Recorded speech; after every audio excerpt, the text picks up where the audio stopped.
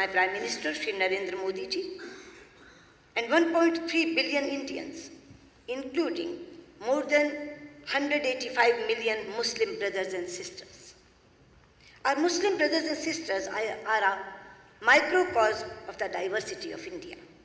They speak Tamil and Telugu, Malayalam and Marathi, Bangla and Bhojpuri, and any of the numerous languages of India. They have diverse culinary tastes, myriad choices of traditional attire, and they maintain strong cultural and linguistic heritage of the regions they love and they have lived for generations.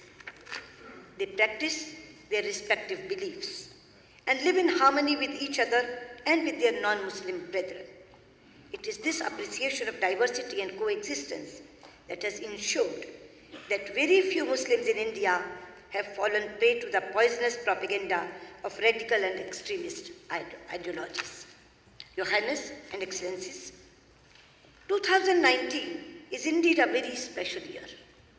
In this year, the OIC is celebrating its Golden Jubilee, the United Arab Emirates is celebrating Year of Tolerance, and India is celebrating the 150th birth anniversary of Mahatma Gandhi, a global symbol of truth and non-violence.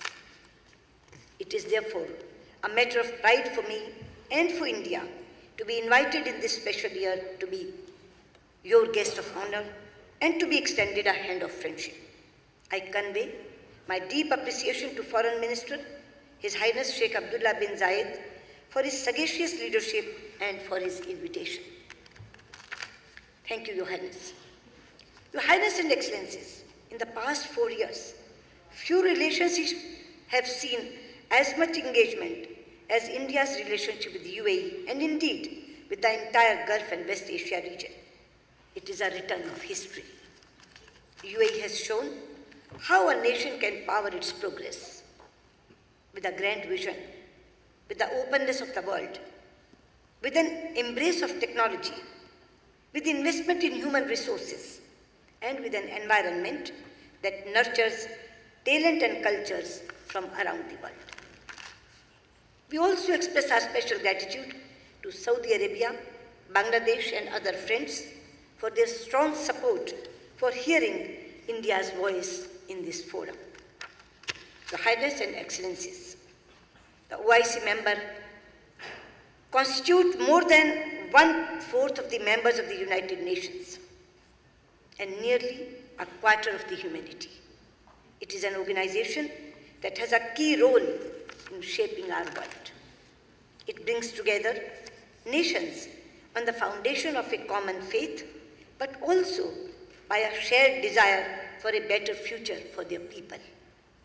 From Southeast Asia to the shores of Latin America, from the steppes of Central Asia to the vast expanse of the African continent, from South Asia to the great arc of West Asia and North Africa, the nations represented here also reflect a magnificent diversity of language and literature, customs and culture, history and heritage. Your Highness, Excellencies, India shares much with you. Many of us have experienced the dark days of colonialism. Many of us saw the light of freedom and the bright ray of hope at the same time. We have stood together in solidarity in our quest for justice, dignity, and equality of all people, regardless of race and religion. We have worked together to fashion global institutions into representative platforms, defined not by the interest of a few, but the voice of all sections of humanity. We have together struggled for a world where access to resources, markets, and opportunities is fair and balanced. And with so many nations here, India has forged deep bonds of friendship and close partnership. Friends, as India's economy has grown and become more integrated with the world, these partnerships have become stronger. We have excellent political ties marked by warmth, respect, and goodwill. With many, we have expanding defense and security cooperation. Our economic engagement is robust and growing rapidly. Our digital partnerships are shaping the course of our future, and our ties have the warm glow of deepening human and cultural links. Nations to our east, Brunei, Indonesia, and Malaysia, are important pillars of India's Act East policy and of our broader engagement in the Indo-Pacific region.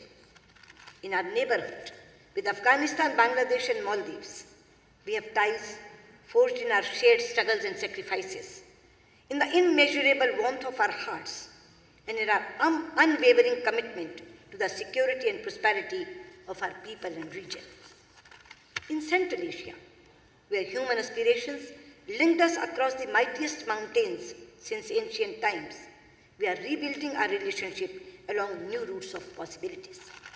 We do this especially with and through Iran, a country with which we not only share civilizational and cultural links, but a partnership that is vital for stability and prosperity in our region. In West Asia, our solidarity with the aspirations of the Palestinian people have remained unwavering. Our international journey was often pursued in close partnership with Egypt. Iraq and India have stood together in our triumphs and trials. We have with great admiration supported Jordan's efforts in strengthening the voices of moderation and building bridges of understanding between faiths.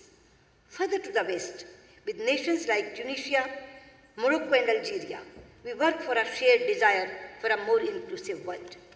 With Turkey, a nation with which we have many strands of connected history, we are imparting new momentum to our ties. Our many friends from Africa are here. It is a friendship of deep emotional bond that comes from shared struggle for freedom and for a voice and a place in the world. Today, on the foundations of that extraordinary heritage, India and Africa have launched a new partnership of prosperity in the dynamic African continent. And here in our neighborhood of the Gulf region, our relationships are as old as time. The tides of Arabian seas have carried forth our timeless links of trade, culture, and religions. Presently, the Gulf region is our largest market, supplier of energy, and source of remittances. More than 8 million Indians living in the region are the 8 million vibrant threads of this partnership. But now our relationship is much more than that. Thanks to the extraordinary effort and attention by Prime Minister Narendra Modi and the leadership of the region. It is an indispensable strategic and security partnership and a natural economic partnership of immense value to our nations and for our shared region. Your Highness and Excellencies, today we all live in a world of sweeping changes and multiple challenges that happen but rarely in history. We see global shifts in power. The center of gravity of the global economy is moving to Asia. The international order we are familiar with is changing. Freedom, opportunities, connectivity, health, education, and prosperity are more widespread than ever before. The time it takes nations to lift people out of poverty is getting shorter. Digital revolution has created unprecedented opportunities to empower people and transform our economies. We have affordable and accessible technologies that give us hope for a sustainable energy future. Yet, we also live on the edge of uncertainties. Tensions, turbulence, disputes, violence, dislocation, displacement are also at a high. Conflicts within and between societies are rising. We are also seeing the human and economic costs of climate change. And we are witnessing the terrible daily destruction in senseless terrorist violence.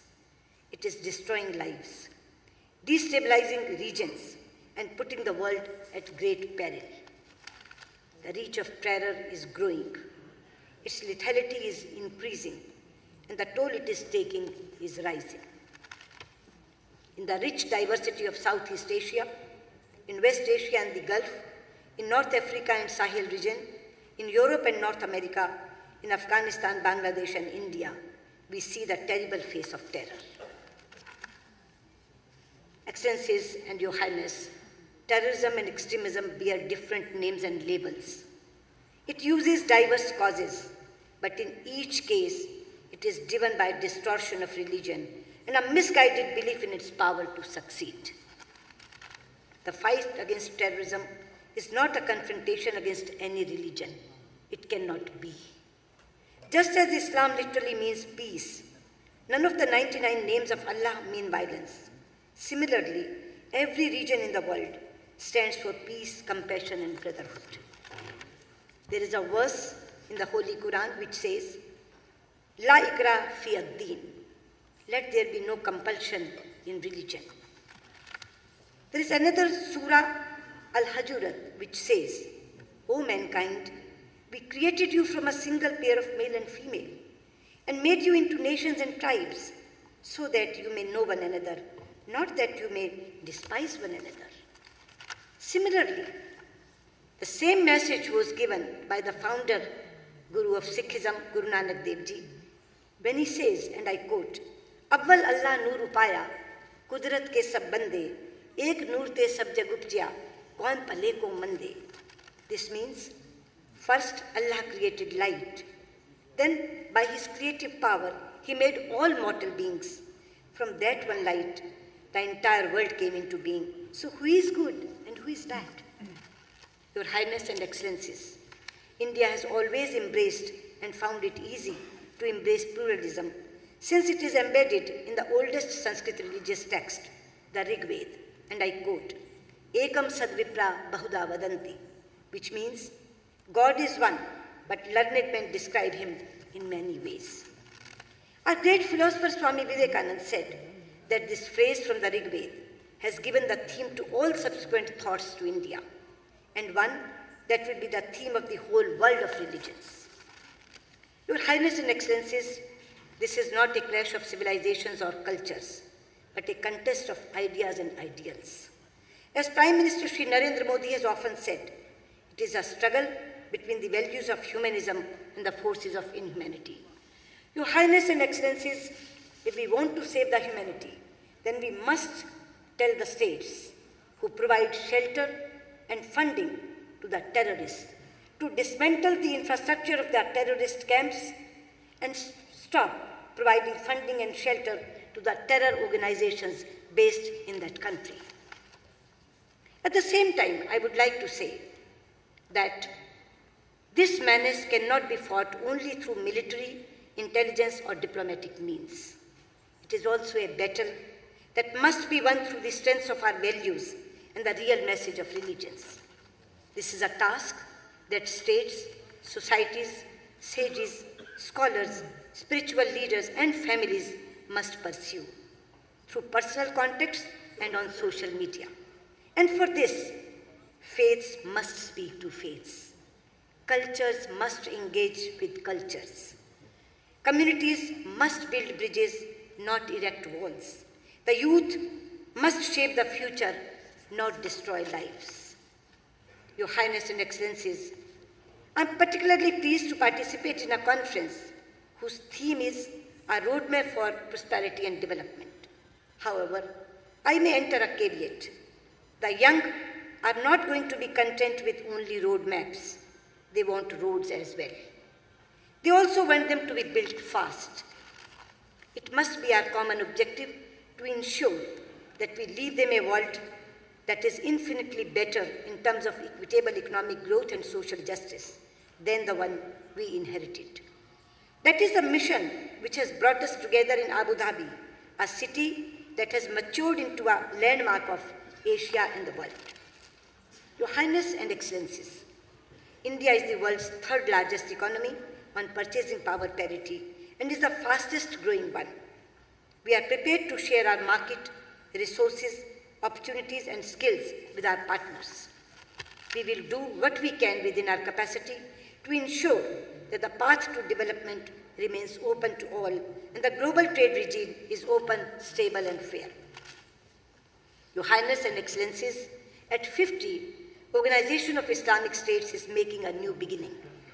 The choices you make, the directions you set, will have a profound impact on humanity.